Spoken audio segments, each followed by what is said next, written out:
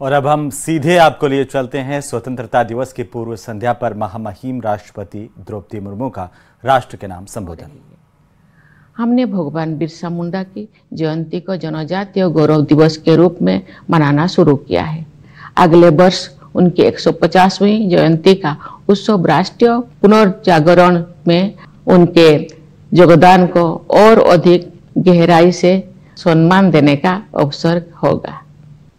मेरे प्यारे देशवासियों, आज 14 अगस्त को हमारे देश विभाजन विभीषिका स्मृति दिवस मना रहा है। ये विभाजन की भयावहता को याद करने का दिन है। जब हमारे महान राष्ट्रों का विभाजन हुआ तो लाखों लोगों को मजबूरन पलायन करना पड़ा, लाखों लोगों को अपनी जान गंवानी पड़ी।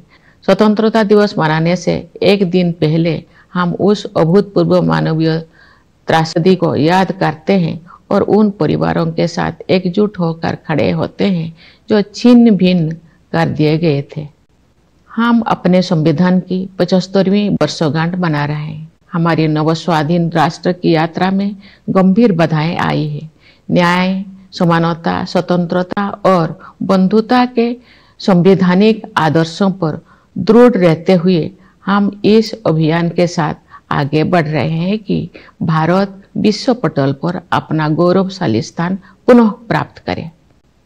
इस वर्ष हमारे देश में आम चुनाव हुए। कुल मतदाताओं की संख्या लगभग 97 करोड़ थी, जो एक ऐतिहासिक कीर्तिमान है।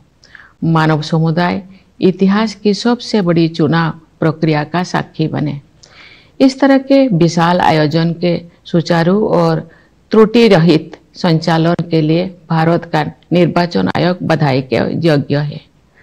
मैं उन सभी कर्मचारियों और सुरक्षा कर्मियों का आभार व्यक्त करती हूँ जिन्होंने भीषण गर्मी का सामना करते हुए मतदाताओं की मदद की।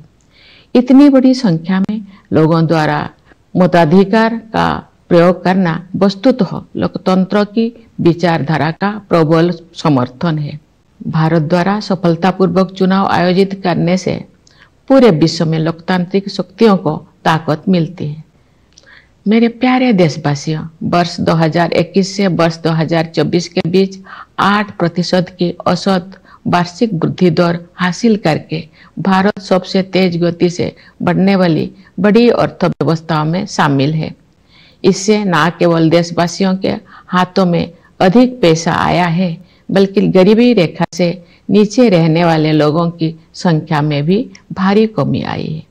जो लोग अभी भी गरीबी से पीड़ित हैं, उनकी सहायता करने के साथ साथ उन्हें गरीबी से बाहर निकालने के लिए भी सभी प्रयास किए जा रहे हैं।